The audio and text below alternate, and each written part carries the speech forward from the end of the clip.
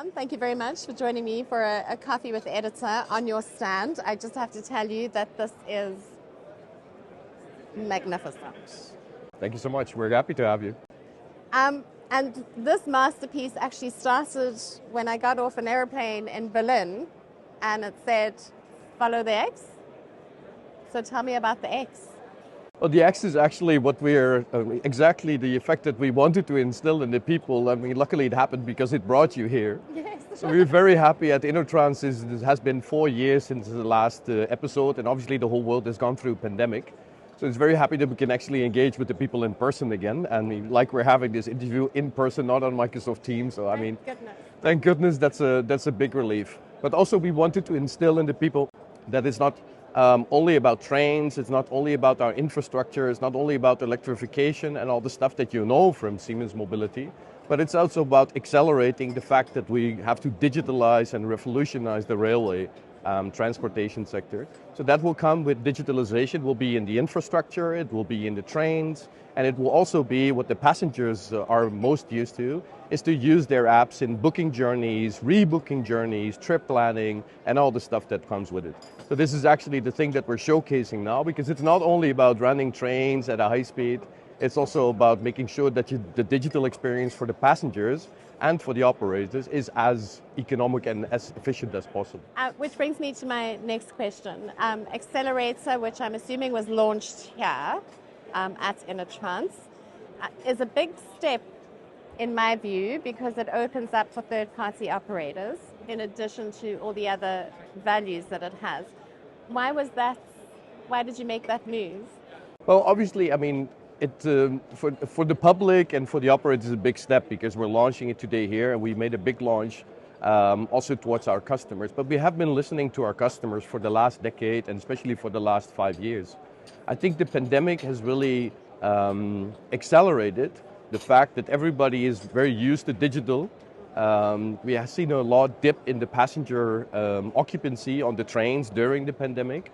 But it's now back to pre-pandemic levels, which means that we have to move fast in order to make sure that we can accommodate all those passenger flows. And people, because as the operators and the passengers, they want to have a door-to-door experience, which is basically the same as easy as taking your bicycle, I'm from Holland, or taking the car, which most of the people are used to. So it should be as efficient and as self-explaining as possible. So maybe I can give you an example of how that would actually work. I mean, imagine you would go out of your house and you would like to travel from A to B, from your home to your work office. And it's not guaranteed that every day you would take the car. So if you would have an app which has multimodal applications in it, so mobility as a service, you would say, I'd like to go from A to B, what's the best way to do it? And you can probably choose then between, do I like to take the most efficient ride in terms of cost? Do I like to have the fastest ride because I'm running late? Do I like to take the most sustainable ride in terms of, I would like to reduce my personal CO2 emissions? And this you can then choose, and then the app would give you a sort of a flight ticket throughout different modalities. You can take a micro-mobility, like an electric step you can see around Berlin here, yes.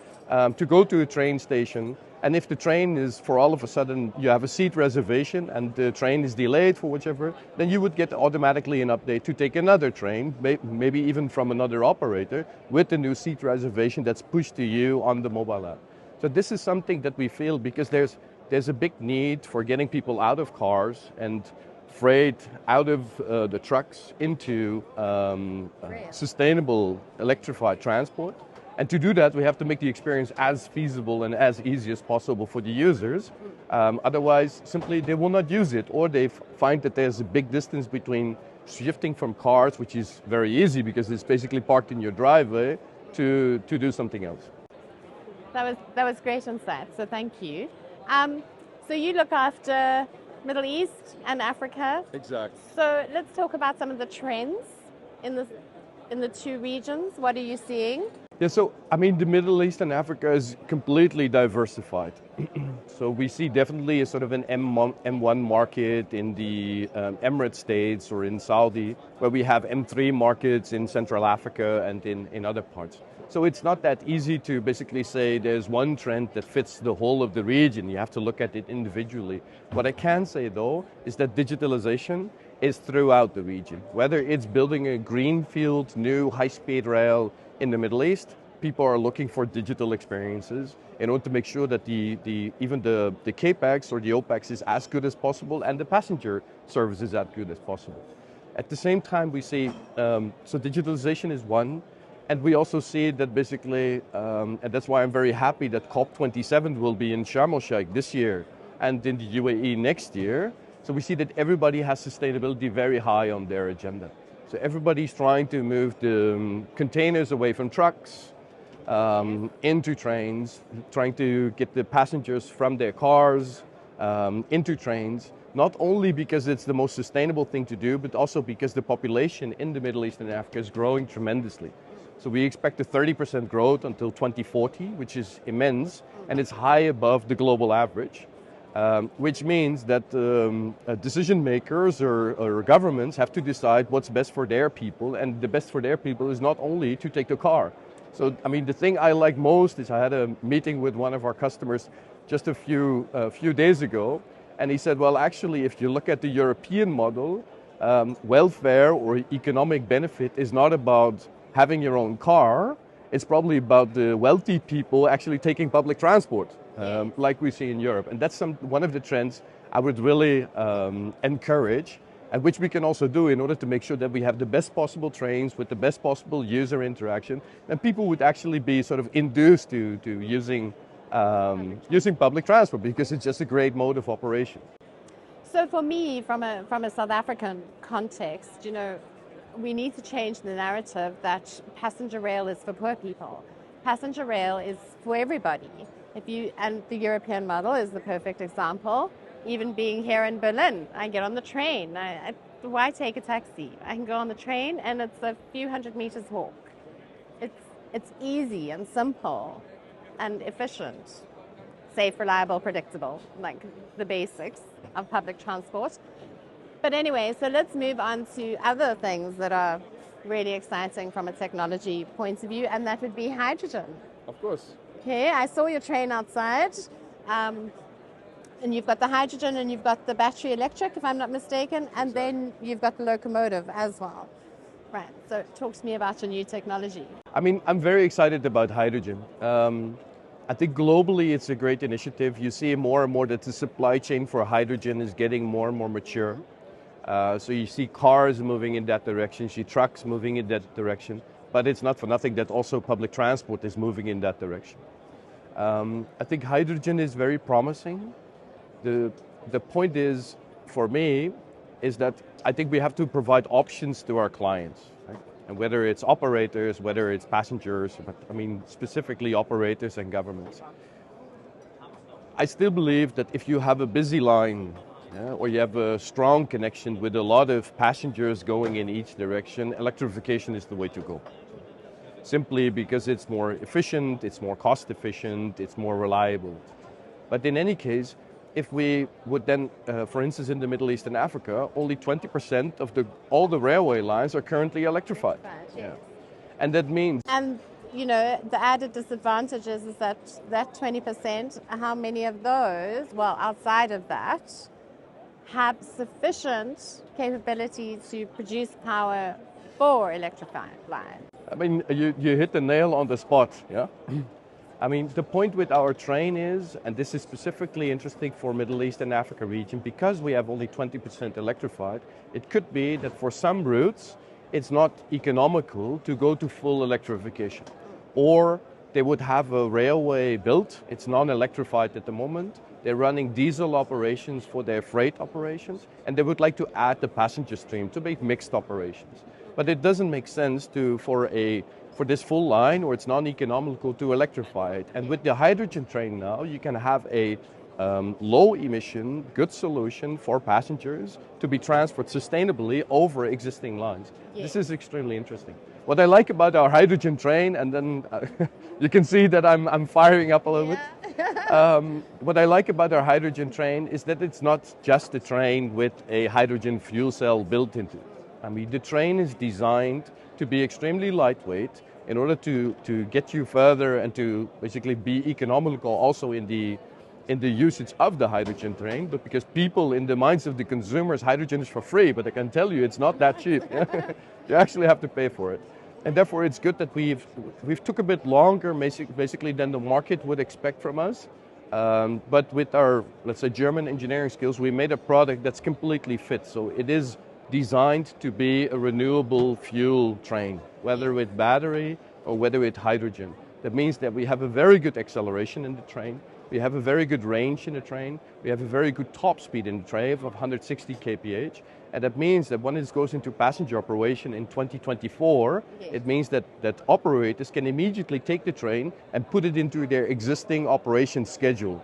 Which means that not for one single train or for a new fleet of trains that they would get in, they have to change their operation schedule. They can continue and they can take diesel trains out and they can put hydrogen trains in. I mean, that's the way how we should do things. A great advantage. And then over and above it being a hydrogen train, it is also an intelligent train. Of course, yeah. So it measures the capacity of the people on board. It sees where the load is throughout the wagon. It's in the front or the back.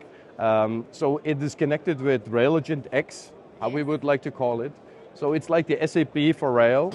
All the data that the train produces being sent to the wayside, and operators can immediately see what's going on with the train. Is there an issue with the doors? Is there an issue with the temperature?